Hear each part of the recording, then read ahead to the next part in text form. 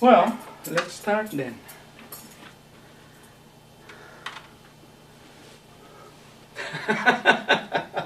So Here we are again. Here we are. Here we are. So, what's next? Well, I've been thinking. Mm. What is it that's important for people to understand about why psychodrama works? Mm-hmm. Because it works. We know it works. Oh, I want to tell you that recently, one of our certified trainers in this country was contacted by a man who is starting a new day hospital for drug addicts. And he said the core of the treatment will be psychodrama because it's the only thing that works with drug addicts. Mm-hmm. That's pretty encouraging, isn't it? Yeah, absolutely. Now, why does it work? I'll tell you why it works. You and I, we're here together, but we have completely subjective life experiences, simultaneous with us being together. Mm-hmm. So that no two people experience the same situation, exactly the same. Yeah. First of all, visually, and because the only way we can really begin to experience each other is by role reversal. You trying to come close to me, I trying to come close to you. Mm-hmm. But there's something else, and that's very significant in psychodrama. The role reversal is a central technique. And people who don't know how to use it, don't know how to use the instrument properly. But that's not what I want. I want to come to something more basic. I'll tell you what it is. We experience the world subjectively, all right? Yeah. As we perceive it. No human being can see another human being in their totality. It's not given to human beings. Even not the person No. herself. Sometimes even less. Yeah.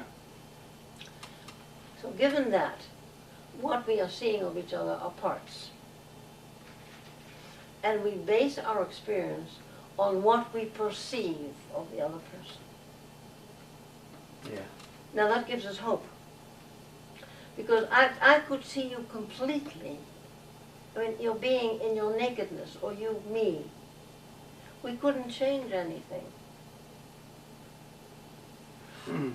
You can't change an object like this unless you make it hot or cold, or you break it. Mm-hmm. So it would be a finished product. We couldn't influence it. Mm-hmm. But since we are dealing with our perceptions are subject to change. Yeah. A classic example is when you go away as a child from your mother's and father's house. You go away for a while, you come back, and the house has shrunk. It has shrunk because you've grown. Yes, okay. There is even a classic story about the young man who goes away for 7 years, doesn't see his father until he gets back home after 7 years. It's a story by Mark Twain, by the way. Mm-hmm. And he is so surprised at what his father has learned in those 7 years. Now, what has happened? Maybe the father has learned, but not as much as the son perceives. So let's not be so sure that we ever know anyone in their totality. We don't. Mm-hmm. So, have you recently, for instance, met someone you've known before and you said to yourself afterwards, I didn't see that part of him before. Did that happen to you recently? Yes, absolutely. Absolutely. Has he changed or has your perception changed? Well, probably both. Right. But more likely, your investment in your perception has had to be changed. Yeah. So what we do in Psychodrama, when we go through these dramas of our life, first we look at it as we perceived it.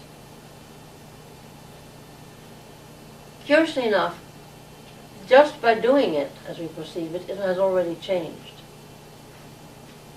We have tried as a research subject in Beacon, when two people had an argument just before the session, we have tried to reproduce it on the stage, and we can't do it. You know why? One says, that's not what you said. That's not how you said it. That's not how you looked at me. That's not how you moved. They keep interrupting each other because they have a picture of what happened 15 minutes back. But they can't agree on what the picture looks like. So as the director had to say, forget that. What were you arguing about? Let's hear the argument. Yeah.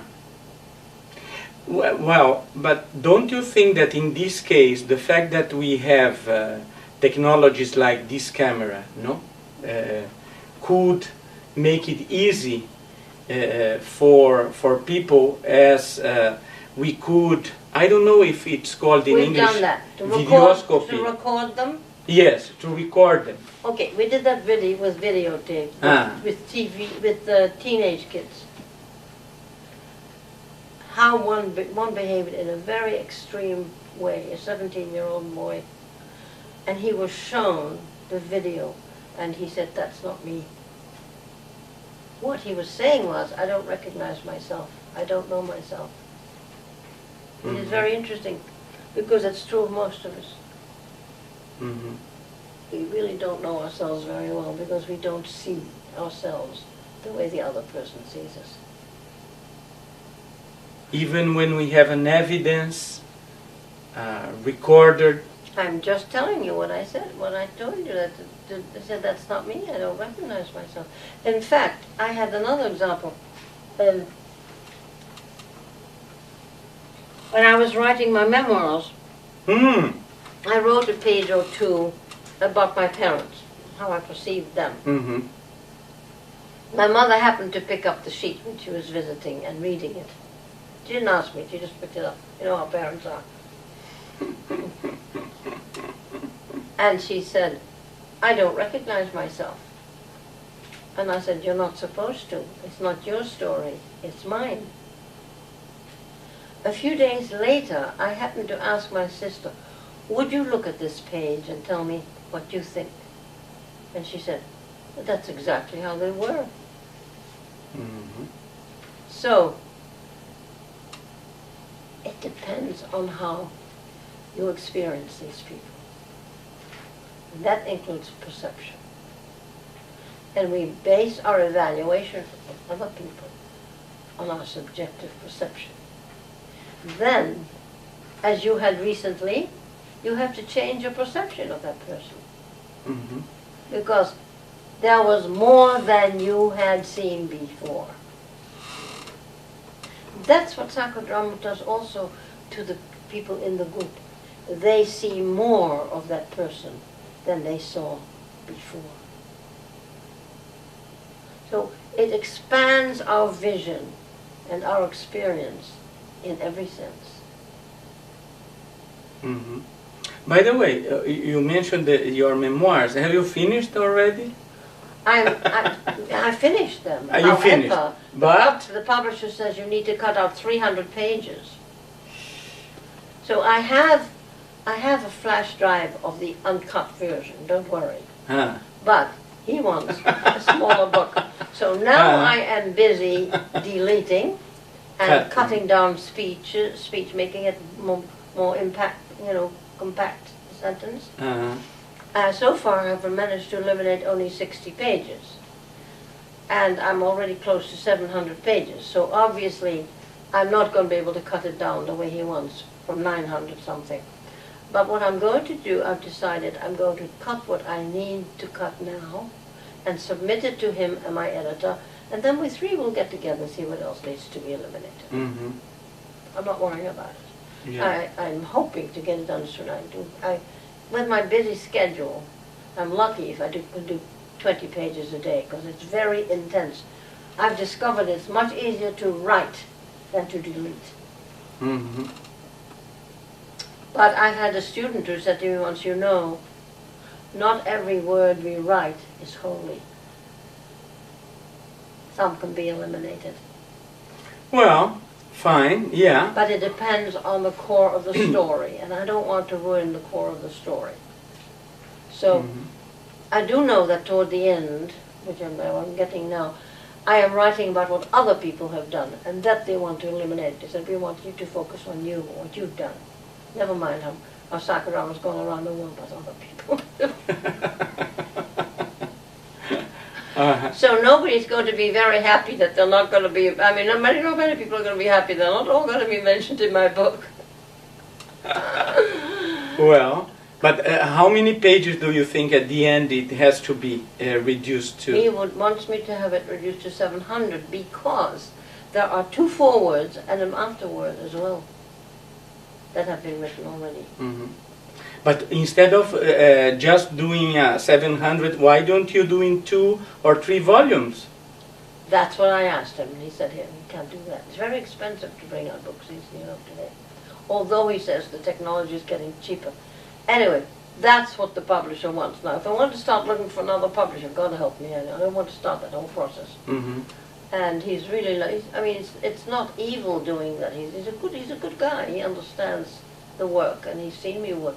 He said, I saw you work 10 years ago, and I said to myself, no, you weren't even working, I just saw you. And I said, that woman has lots of stories. So, I mean, he understands, and he knows my work. And he recognizes the value. It's not as if he's critical. What he has is, I guess, economic limitations. Everybody has some.